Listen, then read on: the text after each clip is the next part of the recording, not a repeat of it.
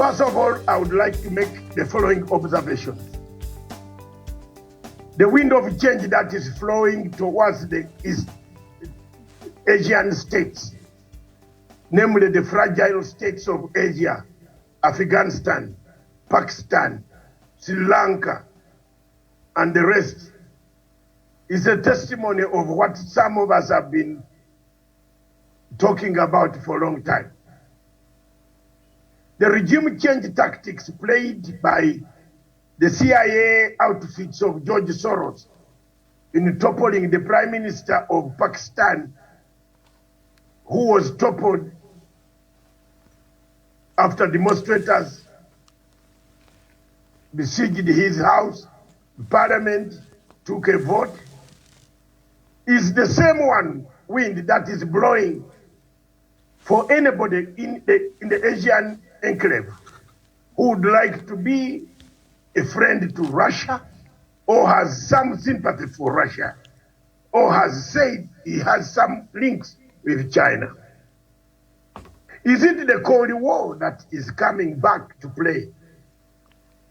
Is it the Cold War that is playing that we see today, that when you are too close to China or too close to Russia, you are deemed to be an enemy of the Americans?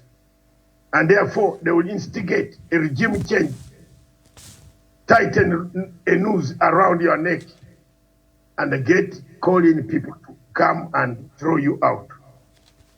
The rising prices and the cost of living among the most states in Africa and Asia and the third world is a result of poor planning by most of the third world countries, and namely by things which are beyond our control.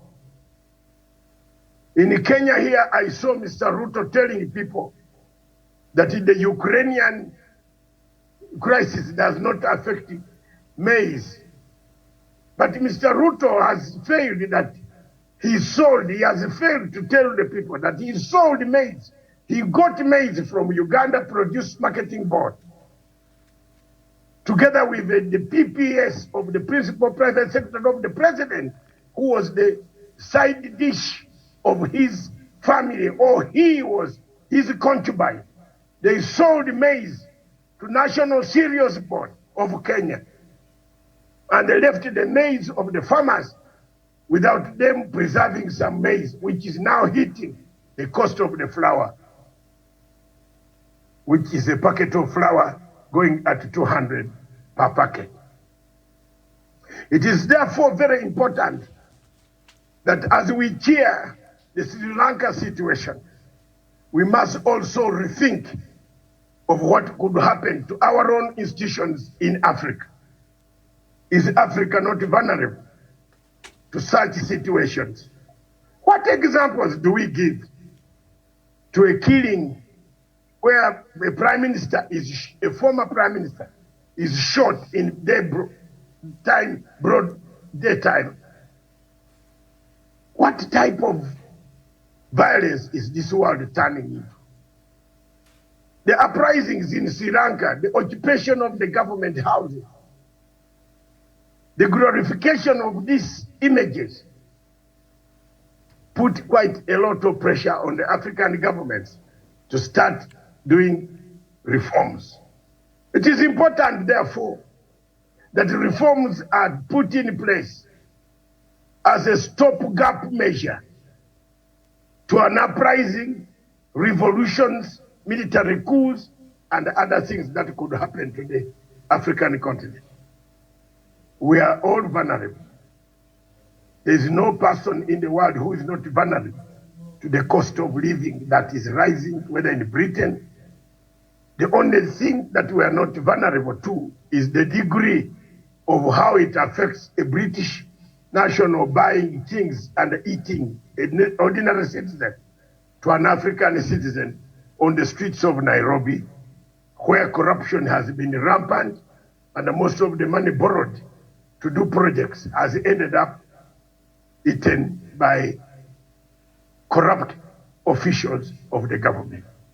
It is a lesson for us that never should we allow the Sri Lankan way to come to upstage what we have created in independence, since independence, but only to modify and to keep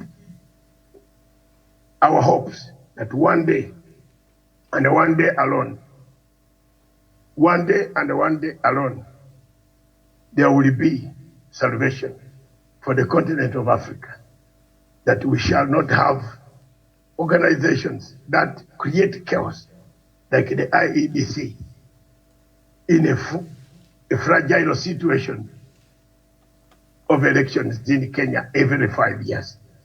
Therefore, I submit that enough is enough.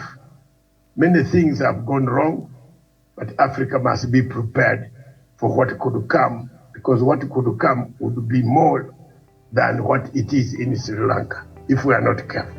Thank you.